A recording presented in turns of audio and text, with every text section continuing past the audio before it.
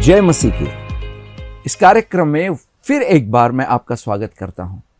मुझे आशा है कि अब तक आपने bible.is ऐप को डाउनलोड किया है और इस ऐप में आप बाइबल को पढ़ रहे हैं। अगर आपने इस ऐप को डाउनलोड नहीं किया है तो जल्दी से आप या प्ले स्टोर को जाके इस ऐप को डाउनलोड कर लीजिए। इस ऐप के जरिए आपके भाषा में आप परमेश्वर का वचन पढ़ सकते हैं, सुन सकते हैं और देख भी सकते हैं। ये जो कार्यक्रम है वो bible.is के सौजन्य से आपके सामने प्रस्तुत किया जा रहा है। बहुत ही खास कार्यक्रम। यहाँ पे वीडियो क्लिप्स के जरिए हम यीशु मसीह का जीवन देख रहे हैं और समझने की कोशिश कर रहे हैं। हमने देखा कैसे यीशु की सेविकाई इस धरती पर शुरू हो गई, कैसे उसने चमत्कार किए, कैसे बड़े बड़े हमें पाठ पढ़ाए, और अब जब यीशु इस धरती पर उसके सेविकाई में आखिरी पर्व में था तो उसने हमें एक बहुत ही शक्तिशाली प्रार्थना सिखाई कि हे परमेश्वर, मेरी इच्छा नहीं तुम्हारी इच्छा ही पूरी हो जाए। और फिर इस प्रार्थना के बाद आगे जो भी कुछ हुआ वहां पे हम देखेंगे कि परमेश्वर किस तरह से इस सब परिस्थिति को अपने हाथ में लिया हुआ था, और हम आगे देखेंगे भी कि किस तरह से विजय हमारे जीवन में हासिल होगा। तो आइए आज की क्लिप देखने के पहले आपको मैं फिर से एक बार हमारे पास्टर पुरुषोत्तम जी से मिलाता हूं। पास्टर जी, बहुत धन्यवाद कि आप हमारे साथ आ रहे हैं और हमें इतनी गहरी बातें बता रहे हैं। आपको भी धन्यवाद। जय मसीह। जय मसीह की। तो आइए मेरे भाई और बहनों, आज की वीडियो क्लिप देखेंगे। मरकस का सुसमाचार 14वां अध्याय 52 वचन के बाद देखते हैं। मसीह यीशु को मृत्यु दंड देने की इच्छा लिए हुए प्रधान याजक तथा पूरी महासभा मसीह यीशु के विरुद्ध गवाह खोजने का यत्न कर रही थी, किंतु इसमें वे विफल ही रहे। निस्संदेह उनके विरुद्ध अनेक झूठे गवाह खड़े हुए थे, किंतु उनके गवाह में मेल न था। तब कुछ ने मसीह यीशु के विरुद्ध ये झूठी गवाही दी। हमने इसे कहते सुना है, मैं मनुष्य के द्वारा बनाए गए इस मंदिर को ढा दूंगा और 3 दिन में एक दूसरा बना दूंगा जो हाथ से बना न होगा। इस आरोप में भी उनके गवाह में समानता न थी। तब महायाजक खड़े हुए तथा मसीह यीशु के पास आकर उनसे पूछा, क्या तुम्हें अपने बचाव में कुछ नहीं कहना है? ये सब तुम्हारे विरुद्ध क्या क्या गवाही दे रहे हैं? किंतु मसीह यीशु ने कोई उत्तर न दिया, वो मौन ही बने रहे। तब महायाजक ने उन पर व्यंग करते हुए कहा, क्या तुम ही मसीह हो, परम प्रधान के पुत्र? मसीह यीशु ने उत्तर दिया, जी हाँ, मैं हूँ। आप मनुष्य के पुत्र को सर्वशक्तिमान के दाएं पक्ष में आसीन तथा आकाश के बादलों पर लौटता हुआ देखेंगे। इस पर महायाजक ने अपने वस्त्र फाड़ते हुए कहा, अब क्या जरूरत रह गई किसी अन्य गवाह की? तुम सभी ने परमेश्वर निंदा सुन ली है। क्या विचार है तुम्हारा? सबने एक मत से उन्हें मृत्यु दंड का भागी घोषित किया।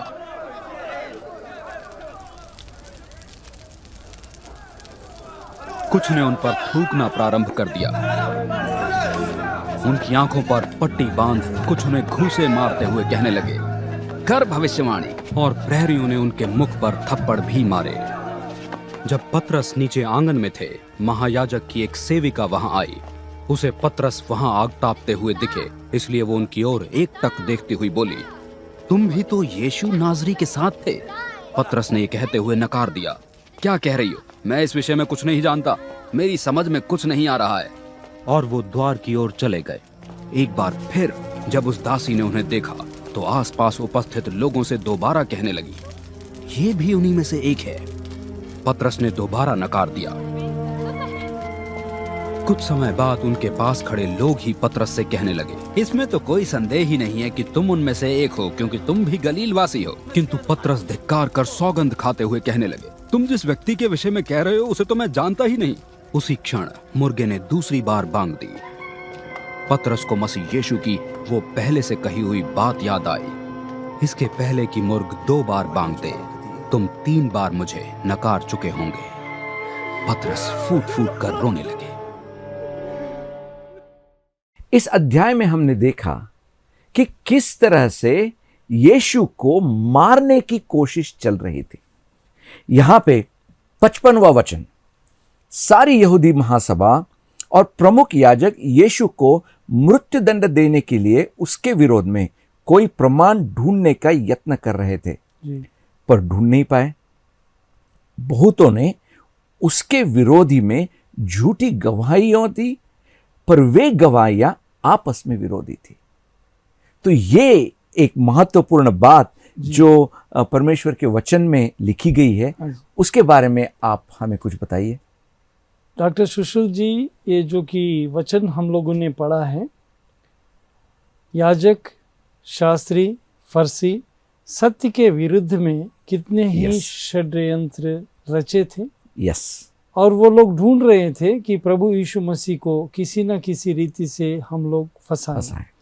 यानी कि ये जो इनका मनुष्य का जो स्वभाव था, परमेश्वर में भी ये कमजोरी देखकर शायद मैं सोचता हूँ कि प्रभु को भी उनके झुंड में मिला ले, यस, ये भी एक है। यस, और सत्य के प्रति हम देखते हैं कि संसार में झूठी गवाहियाँ बहुत सारी होती है, और प्रभु यीशु मसीह को मारने की हर रीति से उन लोगों ने कोशिश की, पर हम देखते हैं कि हर विषय में वो लोग नाकामयाब हो गए। तो कहाँ पर भी प्रभु को फंसाने की कोशिश की, जहाँ पर प्रभु ने धैर्य के साथ उन लोगों को सच्चाई की बातें उन लोगों से बताई। यस, और आज हम देखते हैं अन्याय से भरे हुए इस संसार में हम लोग भी जीवन बिता रहे हैं। सच्चाई को रोकने के लिए ये जो असत्य होता है, झूठी बातें जो होती है, सांसारिक बातें जो होती है, सत्य को दबाने की बहुत कोशिश करती है। यस, पर एक विषय हम लोगों को जानना बहुत ज़रूरी है कि सत्य को कोई भी रोक नहीं सकता और कोई रोक भी नहीं सकता। वही यहाँ पर इस वचन में हम लोग देखते हैं कि सत्य को दबाने की कोशिश कर रहे हैं, पर सत्य को रोक नहीं सके। सत्य तो और भी ऊपर आएगा। आमेन। जबकि हम देखते हैं आज भी हम सत्य को बोलने की कोशिश करते हैं तो हम लोगों को दबाया जाता है। यस, पर हमने एक विश्वास हमें होना चाहिए, सत्य को कोई भी रोक नहीं सकता।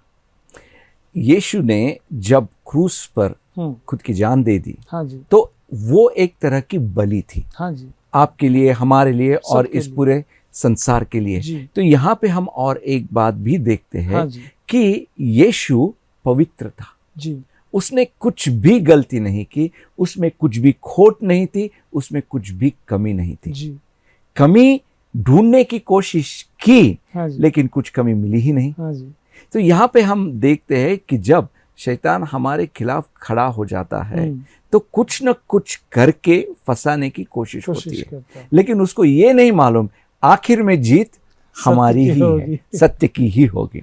हाँ जी, हम आगे देखते हैं ये भी कि जो लोगों ने झूठी गवाही दी, वो झूठी गवाही एक दूसरे से मिलती भी नहीं थी, हाँ जी, एक दूसरे के विरुद्ध थी।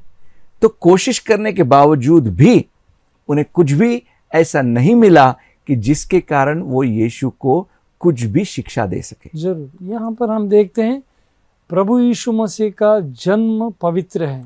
आमीन। और एक विषय शिष्यों को भी प्रभु यीशु मसीह ने उनकी सेविकाई में पूछी थी कि मेरे बारे में लोग क्या कहते हैं। तब आके शिष्य लोगों ने कहा कि कोई एलिया कहता है, कोई भविष्यद्वक्ता कहता है, कोई कुछ बोलता है, तुम लोग क्या सोच रहे हो मेरे बारे में। यस। तब उन लोगों का भी मन की बात लेने की कोशिश की और प्रभु ने कहा कि मैं जो पवित्र हूँ तुम लोगों को भी पवित्र होना जरूरी है। आमीन। और हम देखते हैं हमारे पापों के लिए एक पवित्र व्यक्ति जो होता है और पवित्र बलिदान जो होता है, आमीन, वही बहुत जरूरी है। आमीन, आमीन। पुराने नियम में भी हम लोग देखते हैं, पुराने नियम में भी हम लोग देखते हैं, पर इस संसार में कोई भी बलिदान पवित्र के नाई गिनी नहीं जाती परमेश्वर की दृष्टि में। पर प्रभु जी जो कि इस संसार में शरीरधारी होकर आए, पवित्र थे, उनका सारा जीवन पवित्र था और मरने से पहले भी वो पवित्र थे और पवित्र लोहू को हमारे पापियों के लिए, यानी कि सारे संसार के पापियों के लिए पवित्र लोहू बहाया गया। आमीन, आमीन। जी, हम आगे देखते हैं कि किस तरह से ये महायाजक और उनके लोगों ने यीशु को क्रूस पर लेके जाने की कोशिश की। 60वां वचन, तब उनके सामने महायाजक ने खड़े होकर यीशु से पूछा, हाँ जी। ये लोग तेरे विरोध में ये क्या गवाही दे रहे हैं? क्या उत्तर में तुझे कुछ नहीं कहना? इस पर यीशु चुप रहा। क्यों चुप रहा होगा? जो कि प्रभु यीशु मसीह को यदि वहां पर कोई एक बात बोलते तो शायद वहां पर भी ये लोग फंसाने की कोशिश करते थे, और प्रभु यीशु मसीह जानते थे कि जहां पर मुझे क्या कहना है वहां पर जरूर परमेश्वर अपने मुंह को खोलते थे। और वो जो महायाजक जो कि एक आज्ञा के अनुसार प्रभु को बोल रहा था, तो प्रभु ने एक आज्ञा के नाई, शायद मैं सोच रहा हूँ कि एक याजक की आज्ञा को परमेश्वर जवाब देना शायद वहां पर कोई जरूरी नहीं था। जी, हमने पिछले कार्यक्रम में भी देखा था। हाँ। यीशु कहता है कि तुम्हारे मुंह में जो बातें हैं वो पवित्र आत्मा देगा। जी, तो इसीलिए मेरे हिसाब से यीशु चुप रहा। हाँ। लेकिन आगे देखते हैं, हाँ जी, महायाजक ने उससे पूछा 61वें वचन में, हाँ जी, क्या तुम पवित्र परमेश्वर का पुत्र मसीह है?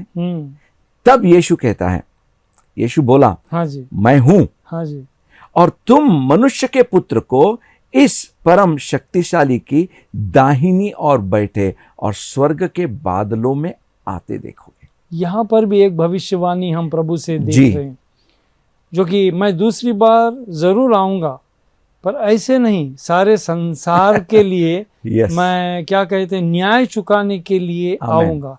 इससे पहले भी मैंने आपसे कहा, अब यहाँ पर वो समय, वो घड़ी आ गई है कि सारे संसार को प्रभु यीशु मसीह बता सके, हाँ मैं पिता का पुत्र हूँ, आमेन। मैं जो हूँ Yes.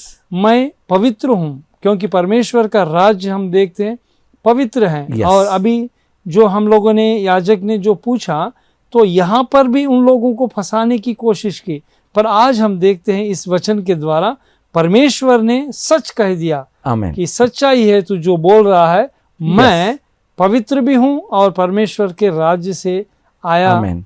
व्यक्ति भी हूँ कहकर। यीशु ने झूठे आरोपों के लिए हाँ जी, कुछ भी नहीं कहा। नहीं, जो कहना है तुम कहो, कहते जाओ। लेकिन यहाँ पे जब सच्चाई सामने आ हाँ रही जी। थी और जो लोग जानना भी जरूरी था, हाँ जी, तो यीशु बहुत ही विश्वास के साथ, या यहाँ पे यीशु कहता है कि हाँ मैं ही हूँ, हाँ जी, मैं ही हूँ, और जो होने वाला है उसके बारे में भी, जैसे आपने कहा हाँ जी। कि मैं वापस आने वाला हूँ। हम्म, तो ये सबको जानने की बहुत जरूरी है, जी, क्योंकि जो खत्म, वो लोग सोच रहे थे कि यीशु को खत्म कर देंगे, हाँ जी, लेकिन यीशु उन्हें बता रहा था कि ये खत्म होने वाला नहीं है, नहीं, मैं वापस जी उठने वाला हूँ, वापस मैं फिर लौट कर आने वाला हूँ। फिर वापस आने वाला हूँ। जरूर। और उसके बाद हम देखते हैं कि जब पतरस ने कहा था हाँ जी, कि मैं तुम्हें कभी भी नहीं नकारूंगा, जरूर। फिर उसके जीवन में जो हुआ ये पतरस के साथ, हाँ जी, वो भी हमें पढ़ना जरूरी है। हाँ जी, आगे देखते हैं 66वें वचन में, पतरस अभी नीचे आंगन में बैठा था कि महायाजक की एक दासी आई। हाँ जी, जब उसने पतरस को वहां आग तापते देखा तो बड़े ध्यान से उसे पहचान कर बोली, तू भी तो उस यीशु नाजरी के साथ था। हाँ जी, किंतु पतरस मुकर गया हाँ जी, और कहने लगा, मैं नहीं जानता, या मेरी समझ में नहीं आ रहा है कि तू क्या कह रही है। यह कहते हुए वह डोरी तक चला गया और मुर्गे ने बांग दी। यहाँ पे ये जो एक शब्द यहाँ पे इस्तेमाल किया गया है, पतरस मुकर गया। हाँ जी, तो हम सबको भी मुकर जाने की पॉसिबिलिटी है।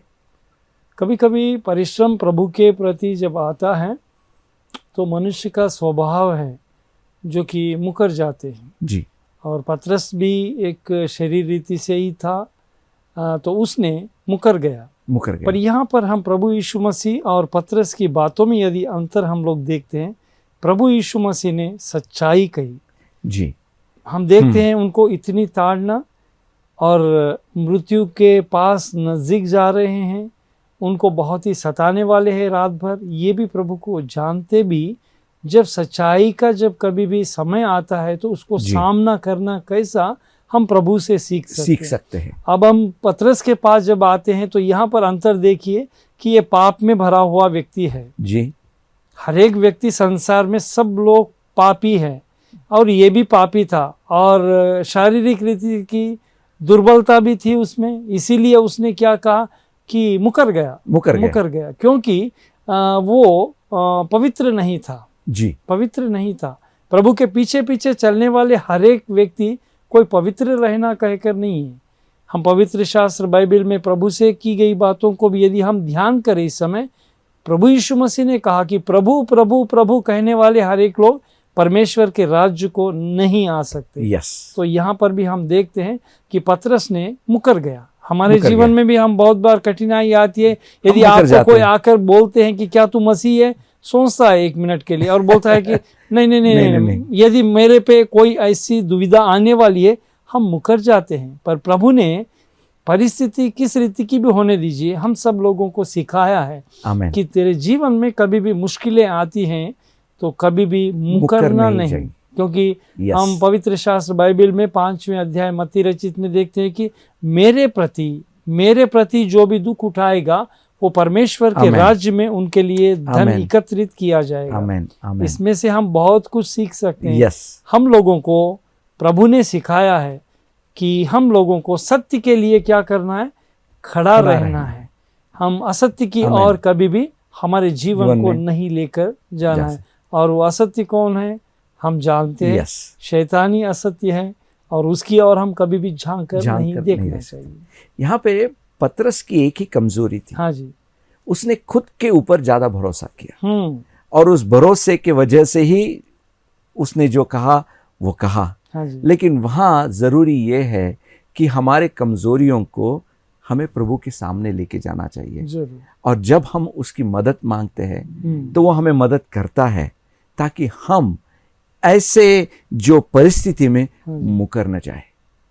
और यहाँ पे एक बात हमें और ध्यान से देखनी चाहिए कि जब कभी हमारे ऊपर दबाव आता है तब हमें हमारे यीशु मसीह के अलावा मदद करने वाला कोई भी नहीं होता है। लोग हमारे बारे में कहते रहते हैं, दबाव लाते रहते हैं, लेकिन उस दबाव के नीचे हमें दबना नहीं चाहिए। आगे देखते हैं कि जैसे लोगों ने यीशु को पीटा भी और यीशु को कह रहे थे तू भविष्यवाणी कर, तू ये कर, तू वो कर, उसके ऊपर थूके घूसे मारे, वो भी पतरस देख रहा था और वो देख के शायद उसे भी डर आ गया होगा। और आगे जो 72वां वचन है, यानी कि यहाँ पे उसके पहले पतरस ने तीसरे बार यीशु का नकारा। 71वें वचन में तब पतरस अपने को धिक्कारने और कसम खाने लगा, जिसके बारे में तुम बात कर रहे हो उस व्यक्ति को मैं नहीं जानता जी। तत्काल मुर्गे ने दूसरी बार बांग दी। पतरस को उसी समय वे शब्द हो आए जो उससे यीशु ने कहे थे, इससे पहले कि मुर्गा 2 बार बांग दे तू मुझे 3 बार नकारेगा।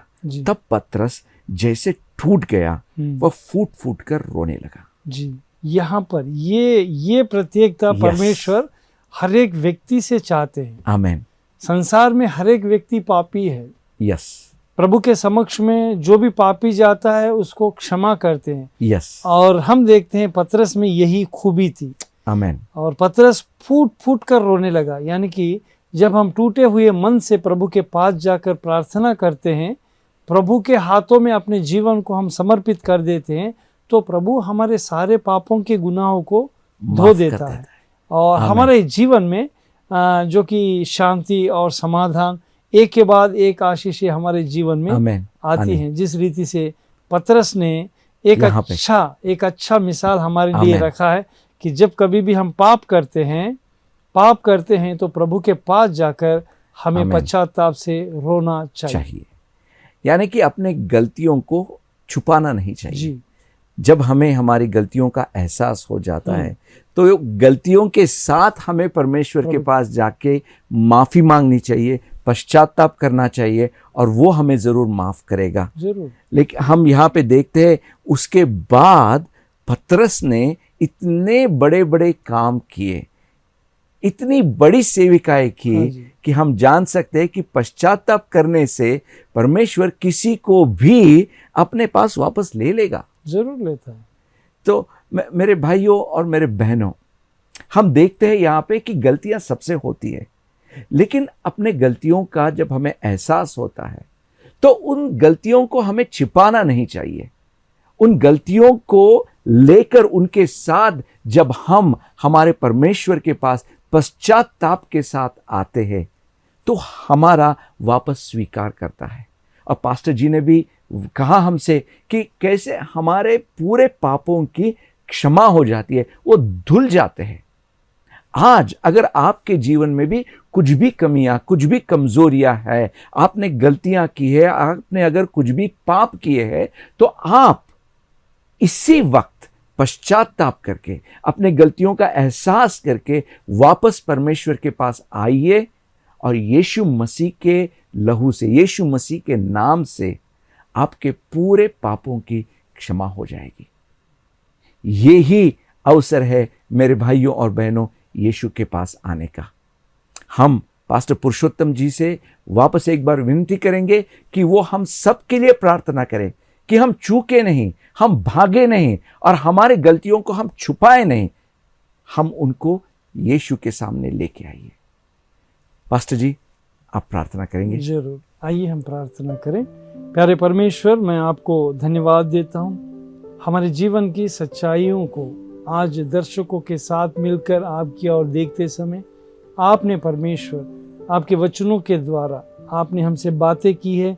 हम आपको धन्यवाद देते हैं। पहले यूहन्ना नाम की पत्री में जिस रीति से लिखा गया है कि यदि हम कहेंगे कि हमें कोई पाप नहीं है तो हम झूठे कहलाए जाएंगे। यदि हमारे पापों को हम कबूल करेंगे तो हमारे सारे पापों के गुनाहों को आप धो देते हैं। प्रभु, इस समय हर एक दर्शक अपने पापों को किस रीति से कबूल कर रहे हैं, किस आशा से आपकी ओर देख रहे हैं, किस विश्वास के साथ प्रार्थना कर रहे हैं, ये आप जानते हैं प्रभु जी।